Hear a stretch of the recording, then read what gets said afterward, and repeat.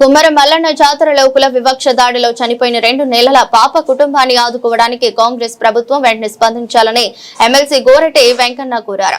మనుషులను తక్కువగా చూసే ఈ వ్యవస్థను కూకటి వేళ్లతో తొలగించాలని గోరటి వెంకన్న పిలుపునిచ్చారు.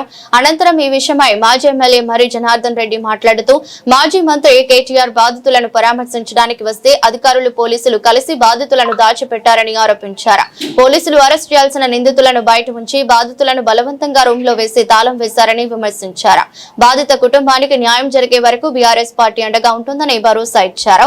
మాజీ ఎమ్మెల్యే బీఆర్ఎస్ ఎంజీఆర్ వెంటనే నిందితులను అరెస్ట్ చేయండి. ధర్మం కాదది. ప్రభుత్వాలు ఉంటాయి పోతాయి. ప్రభుత్వాలు స్థిరం కాదు. ప్రజల యొక్క వేదనను, ప్రజల దుఃఖాన్ని, ప్రజల బాధను, ప్రజల యొక్క పడుతున్న తపనను, ప్రజా ఉద్యమాలు ఇంతమందలాడుతా ఉంటే నిమ్మకు నీరెత్తినట్టుగా ఉంటే అది ఈ ప్రభుత్వాల ఎన్నికలకు అది అనేక విధాల ప్రజల నుంచి వచ్చే మౌనమైన హెచ్చరిక కాదు, అది అలంకార భూషణం కాదు. ఉండటం వెంటనే స్పందించాలా. నిజమైన నేరస్తులు ఎవరు అరెస్ట్ చేయాలా. వెంటనే ఆ పాపకు కావలసిన మంచి అది ఎంత దారుణం జరిగిందో ఈ దారుణాలన్నీ జరగకూడదు. దేశవ్యాప్తంగా ఇలాంటి దారుణాలకు అనేక రూపాలను అనేక పద్ధతుల్లో బాధ జరుగుతా ఉంది. అటు తెలుగు రాష్ట్రాల్లో మిగతా ప్రాంతాల్లో కానీ వీటన్నిటిని వేదిక నుంచి ఇక్కడి నుంచి మొదలు కావాలా. ఒక మహోన్నతమైనది. ఇక్కడ కులాల సమస్య కాదు. మానవ ప్రవృత్తిలోని ఆధిపత్యం, అధికారం, వెరిసిన బలవత్తమైన అహంకార పూరిత స్వభావం ఈ దేశంలో తరతరాలున్న వ్యవస్థ ఒక మనిషిని తక్కువ చూస్తే ఈ వ్యవస్థ కూకటి వెళ్ళతో ప్రకటించవన్న మహాసింహ అంబేద్కర్ ఆలోచన మేరకు ఒక మహోన్నతమైన మానవీయ సమాజాన్ని లేకుండా చేసే కుట్రలో భాగంగా జరిగే ఘటనలు ఖచ్చితంగా మనం సీరియస్ గా ఎదిరించాలా. జై భీమ్, జై Telangana. Party working president KTR గారు బాధితులకు న్యాయం చేసామని వస్తే నువ్వు పోలీస్ స్టేషన్లను ఉపయోగించి పోలీసులను ఉపయోగించి రూములు వేసి తాళాలు వేస్తావా? ఇదా నీ పాలన? అరే నాయన, నీకు చాతనైతే, నీకు దమ్ముంటే, నీ మూడవైతే నువ్వు బాధితులను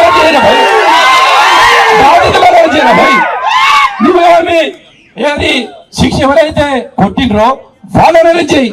కానీ నువ్వు న్యాయం చేద్దామని వస్తే వాళ్ళని దాచిపెడతావా? ఇదా నువ్వు చేస్తున్నటువంటి పాలన? మీరు కొనసాగిస్తున్నటువంటి పాలన ప్రజలు మొత్తం చూస్తున్నారు, రాష్ట్రం మొత్తం చూస్తుంది. అయ్యో, 2 నెలల పసికంది ఏం చేసింది, ఆ పిల్లని తన్ని చంపుతారా అని చెప్పి ఇలా వాళ్ళు ప్రజలు మాట్లాడుకుంటున్నారు.